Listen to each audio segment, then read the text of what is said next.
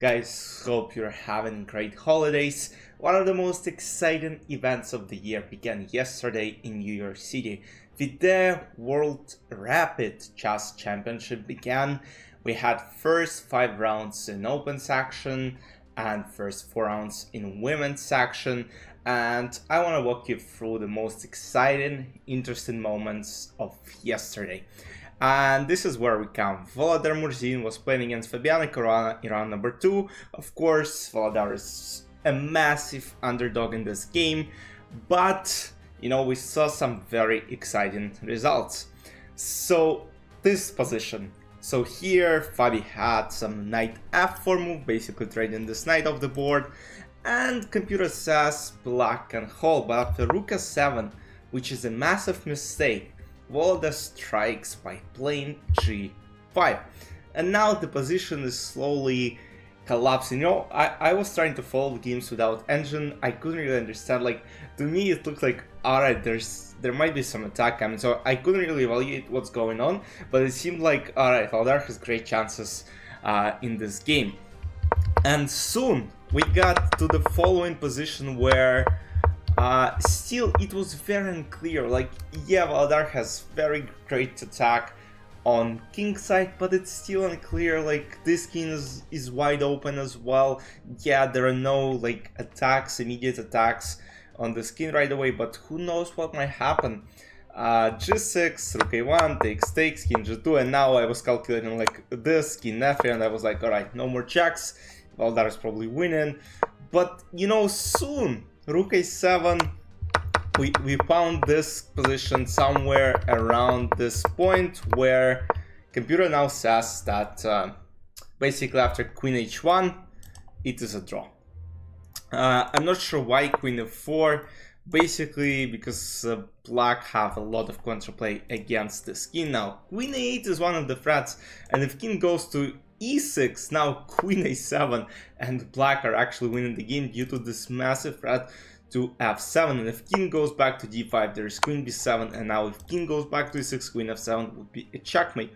So of course both sides gotta be very careful. Fabi, being actually better on the clock, couldn't find it. He played queen a1, still trying to create same counterplay, but after takes, king e6, queen d4, it turns out that this endgame is simply lost, because now white are threatening to take on e5, white are threatening to take on b4. Unfortunately, there is no way to protect both at the same time, so black had to leave this pawn behind, knight d3, and soon Volodar converted this endgame. And he is, by the way, one of the leaders of this tournament. Like, in this type of events, like, there are a lot of good chess players, and every single time you'll hear new names. For me, I mean, he is not a new name.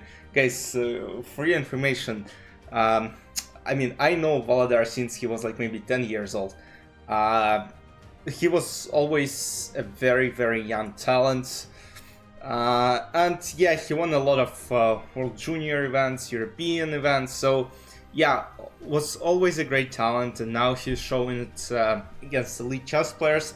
So that's always kind of cool that the players you kind of grew up with are now winning against the elite. Now I want to show you the game, probably the most funniest moment of the day, which is this game here. You probably already saw it all over the internet. Hikaru and Nakamura was playing against German Grandmaster Alexander Donchenko, and in the following position it moved number 78, and Hikaru captures a pawn on a2. And look, of course he wants to win this endgame, and look, when you have low time it's really tough to defend, and Alexander, hold his best against Hikaru. And on move, look, it's move 78. On move 128 we have the following position. It's move number 50. And look, there were no pawn moves, no captures, nothing. What happens is, now, as you can see, the evil bar on the left side is not moving up. It's not like high. Why is it not high? Because there is a 50 magical rule in chess. Basically, if there are no captures, no pawn moves, for 50 moves, you have a right to claim a draw. And somewhere around here, Alexander called the ref and said, "Alright, can you count the moves, please?" And they were like, "Of course." And it turns out that on move 51, Hikaru could have delivered a checkmate, but unfortunately, it is only a draw. And what a save by Alexander Donchenko. But Hikaru was not the only, elite player who had troubles yesterday. One of them was also world number 1 Magnus Carlsen.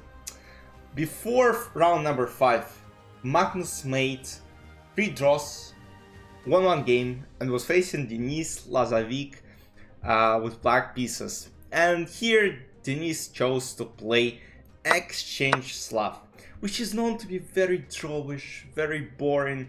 Commentators on Take live stream were talking about basically boring Magnus to death, and I think that's the right term, because Magnus wants to win, but let's say in Exchange Slav, look, those players like Denis, he's a very talented young player, and look, the young generation is coming. Like we saw Murzin, who is beating Fabi. We'll definitely see more sensations coming up in the next few days in Rapid and Blitz. Because look, the more grandmasters are now young, and they're kind of, this generational shift is happening. Like, and you can clearly see it. And so this game was quite eventful.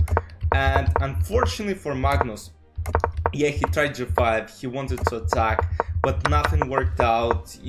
He was all about this attack on the king side. But unfortunately, there was nothing that could basically help him, and Denis protected everything.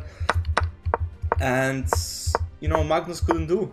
Magnus couldn't do anything, and here knight g6, insane, brilliant move, and the point is now queen g6, rook h8 is just losing in exchange, and of course the position is completely lost, so Magnus decided, alright, I want to maybe go for a queen sack, but nothing works here, and soon Magnus Carlsen resigned, and he has his worst start in this World Rapid and Blitz Chess Championships, which is, now they're discussing, like, is there a chance Magnus can win this event? Let me know in the comments, because I think it's just over for defending world champion, because he has no way of winning the rapid portion unless he shows something insane and wins the rest of his games, which is not like an impossible mission. We saw Magnus winning 9 in a row and whatnot, but look, here it's a bit more complicated,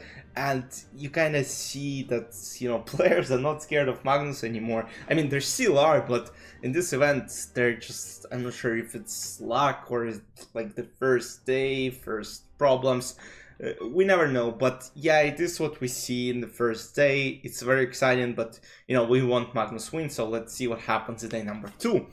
One of other things to go with is Daniel Naroditsky, who was accused by Vladimir Borisovich Kramnik many times, is now on 4.5 out of 5 after the first day, and in round number 5 he was facing Brandon Jacobson, who Daniel actually accused Brandon, and Brandon's account was banned on chess.com.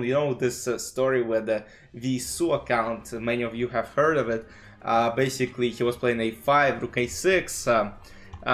Nothing like that happened in this game, as Brandon replied with simple knight f6. But imagine if we saw something like e4, a5, and then, let's say, this and rook a6 in FIDE World Rapid Chess Championship. That would have been fun, but unfortunately, the spectators couldn't see it, but it still was a very interesting matchup.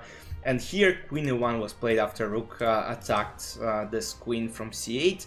And here, Brandon blundered by playing b takes a5. And, you can pause the video, or you can just try to find the move while I'm talking, but basically, white are winning the queen here. And of course, there is only one move that attacks the queen, one good move. You can play rook b6, but unfortunately, you can take. But yeah, this move is knight f4, so here black had to play bishop e5 to avoid this knight f4 move, but unfortunately after b takes a5 I assume he blundered this move because there is no way he didn't see this bishop f1, and now there are no good moves for this queen, because basically let's say queen f6 is played, knight d5, and I mean it's not a queen blunder, but it's just like horrible. But yeah, queen here is definitely getting trapped, kind of. Rook c4, rook b, king h7, rook e8 takes queen u1, and there were no chances for Mr. Jacobson.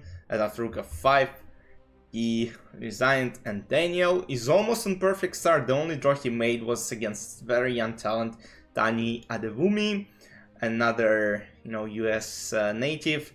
And in round number 6, Daniel will be playing Sean Sarkisian. He didn't really have any top players yet, so I think it will come in day number 2. And now I want to show you probably the wildest game you will see.